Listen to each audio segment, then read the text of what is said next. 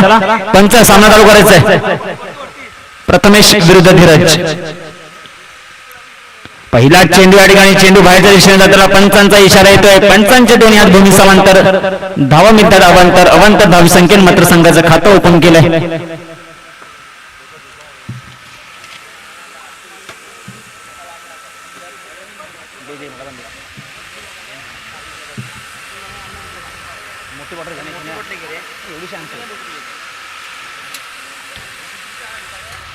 चेंडू यावेळेस मात्र अंगाच्या लेवलला चेंडू होता. एक धाव पूर्ण केली धीरज यांनी मात्र एका धावेने मात्र स्ट्राईक रोटेट केल्याने नॉन स्ट्रायकर असलेला अक्षय मात्र स्ट्राईक वरती आलाय. पाहूया अक्षय कशा प्रकारे फलंदाजी करतोय.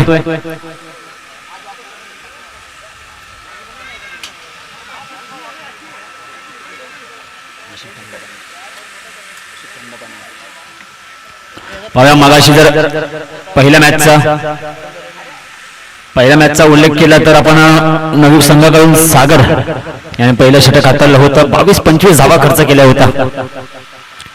पुन्हा चेंडू बॅटची कडा घेतली का पाहूया झेल असू शकतो का धावबाद होतो का. सुधीर थोडासा लूज दिसताना गोलंदाजी क्षेत्ररक्षक करताना एक चोटी धाव घेण्यात यश आले. पंचांचा इशारा वाट पाहूया बॅटकट आहे का. धन्यवाद. आता मात्र झेल होता अक्षयाला जीवनदान मिळाले सुधीर कडून. प्रथमेश चव्हाण सुरेख गोलंदाजी पहिल्या सामन्यामध्ये सुद्धा कमबॅक केलं होतं. 25 धावा केल्यानंतर फक्त शेवट पहिल्या षटकामध्ये 8 धावा खर्च केल्या होता प्रथमेश याने. पुन्हा एकदा काचा स्लोअर चेंडू धीरजाला रोखून ठेवलंय. पुन्हा एकदा विनंती असेल सन्माननीय रुपेशजी पाटील साहेब आपण स्टेजवरती येऊन स्थानापन्न व्हायचंय. त्याचप्रमाणे फन्सू फायटर संघ आपण आपला येत्याचे सन्मान स्वीकार करायचंय. गोव्या पुन्हा एकदा मॅच कडे प्रथमेश चव्हाण कायसे सुरेख गोलंदाजी करताना आपण क्षेत्ररक्षक पाहतोय. या ठिकाणी यशरक्षक स्वतः करणारा सुधीर चव्हाण. थर्ड मॅनला आपण जयेश शिबेला पाहतो. बॅकवर्ड पॉइंटला सुदेश.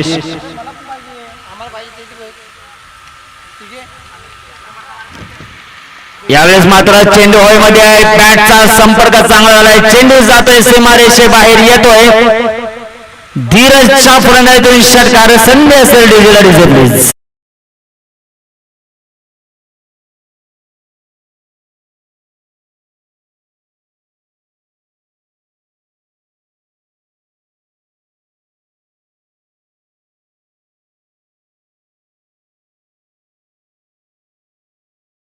सर दुसरा बॉल द्यायचा पंच त्या ठिकाणी. जर का बॉल बाहेर गेला तर जास्त वेळ खर्च करायचा नाहीये आपण.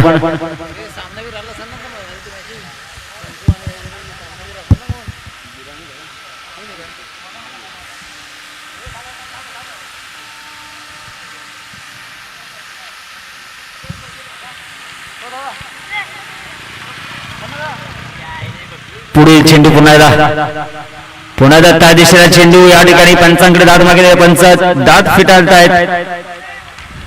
निर्धाव चेंडू सांगता होते. पुन्हा एकदा सुधीर कैसा कान मंत्र देतोय. धावसंख्या स्थिरावलेली 8 या अंकावरती. 9 या अंकावरती. अजूनही पहिलं षटक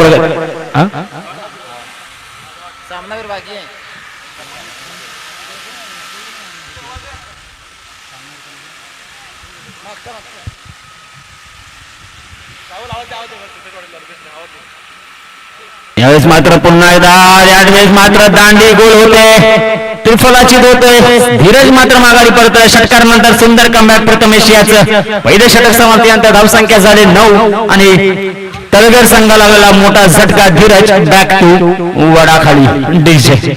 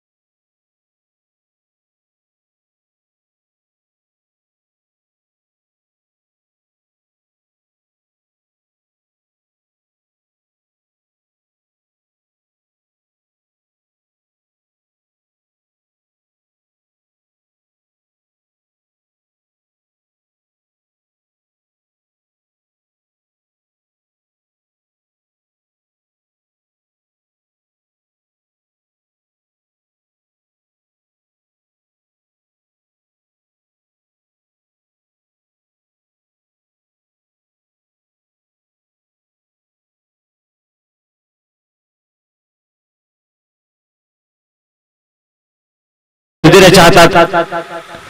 धावसंख्या स्थिरावली 11 वरती. नवयुग संघाचा जर उल्लेख केला तर आज त्यांची प्रॉपर प्लेइंग इलेव्हन पाहायला मिळत नाही. प्लेइंग इलेव्हन जर आपण उल्लेख केला तर निकेत, सचिन, प्रदीप, अंकेश अशा प्रकारचे मुख्य 4 खेळाडू पाहायला मिळत नाहीयेत.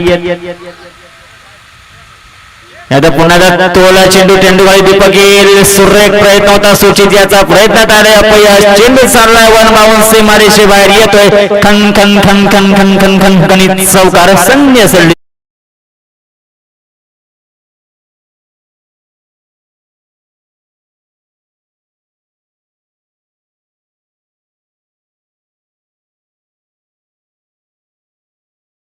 पुरस्कार सामनाचा पुरस्कार प्रदान करणारी विनंती करेन विक्रम मोरे. आपणास विनंती असेल आपण प्रमोद याला सामनावीरचा पुरस्कार द्यायचा. त्यापूर्वी पहिल्या मॅच मध्ये सामनावीरचा पुरस्कार न घेता परत माघारी गेला फलंदाज आई जाणाय कालकाई संघाचा राहुल आगरे याला सुद्धा मॅन ऑफ द मॅचचा पुरस्कार द्यायचा आहे. सुरेख चेंडू होता.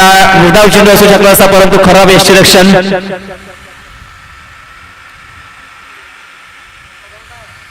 चला रोहितने एवढं बारीक तोंड करून बघायचं नाही. पुढच्या मॅचला संधी आहे. तो एवढं बारीक करायचं नाही. चला राहुलला सुद्धा मॅन ऑफ द मॅचचा पुरस्कार द्यायचा. मी सन्मान्य महादेवजी मोरे यांना विनंती करतो आपण राहुल आगरे याला मॅन ऑफ द मॅचचा पुरस्कार प्रदान करायचा आहे.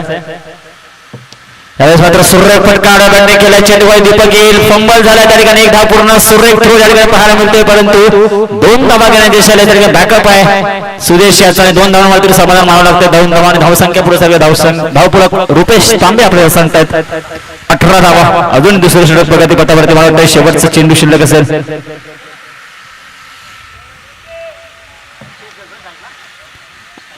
सलामीवर अक्षय अजूनही मैदानावरती 18 धावा झालेत.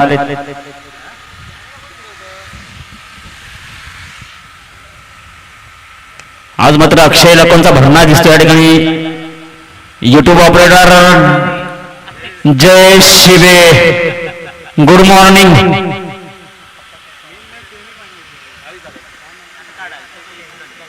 धावसंख्या पोहोचले 22 वरती. जिंकण्यासाठी 12 चेंडू 23 धावांची गरज.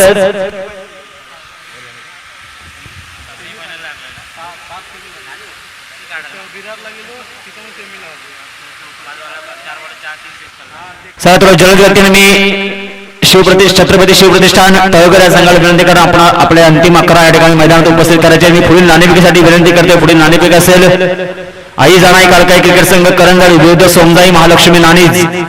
दोन्ही संघाला विनंती असेल चला पंचांना पाणी द्यायचंय. पंचांना पाणी द्यायचंय. थोडी मोठी बॉटल द्यायची. पंचांचं पोट थोडं मोठं आहे त्यामुळे पाणी जास्त लागतं.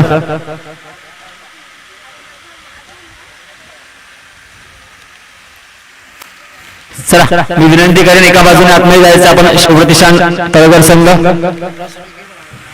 त्याचप्रमाणे पुढे जाऊन नाणेफेक असेल आई जाणाई कालकाई क्रिकेट संघ करंजाळी विरुद्ध सोमजाई महालक्ष्मी नाणीज. मी नाणेफेकीसाठी विनंती करेन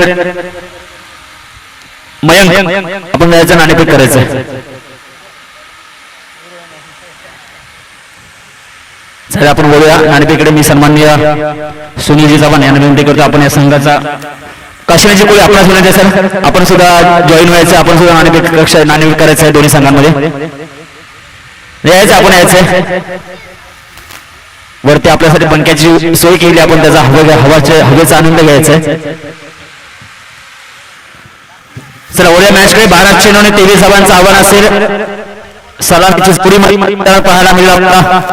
एकीकडे सुधीर असेल ज्यांनी मागील सामन्यामध्ये 8 चेंडू आणि 33 धावांची तुफानी फलंदाजी केली होती. आणि एकीकडे वीरेंद्र असेल त्यांनी 4 चेंडू मध्ये 12 धावांची खेळी केली होती. असा हा सलामीची जोडी आपण पाहूया.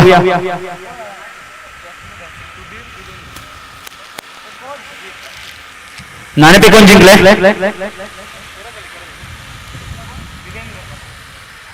आपला डिसिजन सांगायचा लवकर. चला वीरेंद्र थोडा धावायचंय.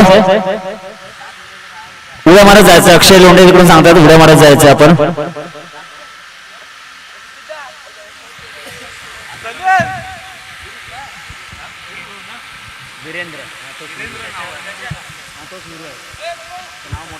चला रुपेशजी पाटील आपणास विनंती आहे सरपंच स्टेजवर स्थानापन्न व्हायचं. कर्णधार निर्णय सांगायचा. कर्णधार रोहित निर्णय सांगायचा.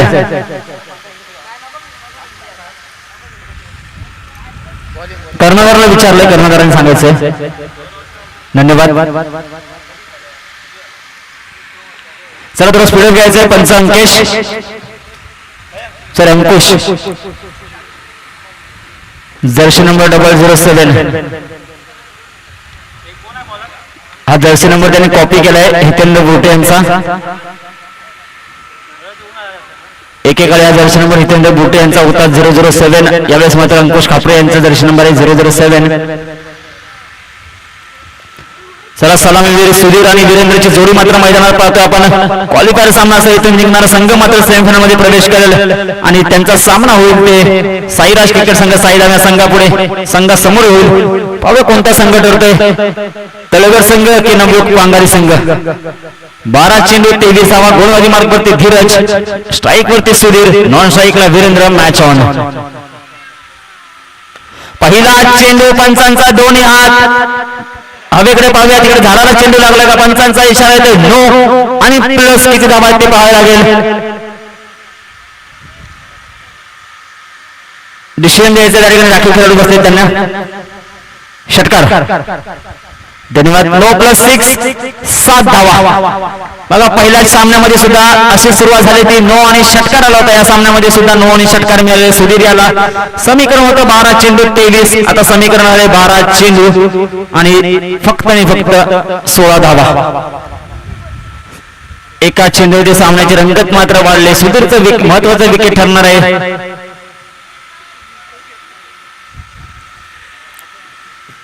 सुधीर पुन्हा एकदा ओव्हर कव्हर या ठिकाणी झेल पकडला जातोय का पाहूया. प्रयत्न सुरेख होता. चेंडू जाते 1 बाउन्स 2 बाउन्स 2 बाउन्स जातोय गेलाय. येतोय पुन्हा एकदा चौकार. संधी असेल डीजेला डीजे प्लीज.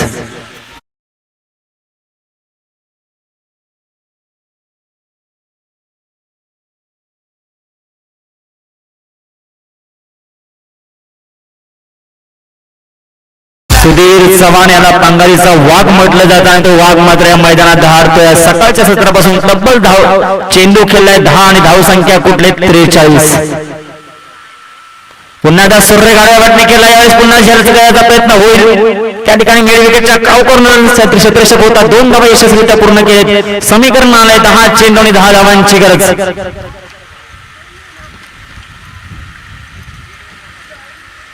धावसंख्या झाले रुपेश तांबे आपल्याला सांगतायत 13 धावा.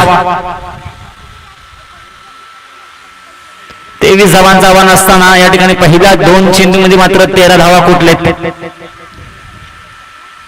यावेळेस मात्र स्वेअर मारा पाहायला मिळतोय का पंचांकडे. या चौथी धाव घेण्याचा प्रयत्न डायरेक्ट हिटचा प्रयत्न होता. प्रयत्नात अपयश आलंय. वाईट +1 15 धावा. बघा अक्षय लोंढे यांनी सांगितलं की वीरेंद्र की धावायचं आणि वीरू मात्र धावलाय. एक चौथी धाव घेतली आणि दुसऱ्या धावेने मात्र धावसंख्या पोहोचले 15 वरती. जिंकण्यासाठी 10 चेंडू आणि 8 धाव्यांची गरज. वीरेंद्र बागणे नवयुग संघाचा नवीन उगवता सितारा. सूर्य फटका या ठिकाणी पाहूया. नो मॅन लँड चेंडू पडलाय. सुधीरला मात्र धावतोय. आपण बराच कमी वेळा सुधीरला धावताना पाहिल्या. वेळेस मात्र सुधीर धावतोय कारण संघाला विजय मिळणं महत्वाचं आहे. आपले मुख्य 4 खेळाडू संघामध्ये नाहीये. सचिन, प्रदीप, अंकेश आणि निकेत. तरी सुद्धा आपल्या संघाची धुरा भूमिका बुजवताना या ठिकाणी सुधीर. पंचांकडे दात मागे जाते. पंच अंकुश खापरे वाईट. बघा तुमच्याकडे रिव्ह्यू असणार आहे. जर तुम्हाला 50-50 डाऊट असेल तर रिव्ह्यू घ्यायचा आहे.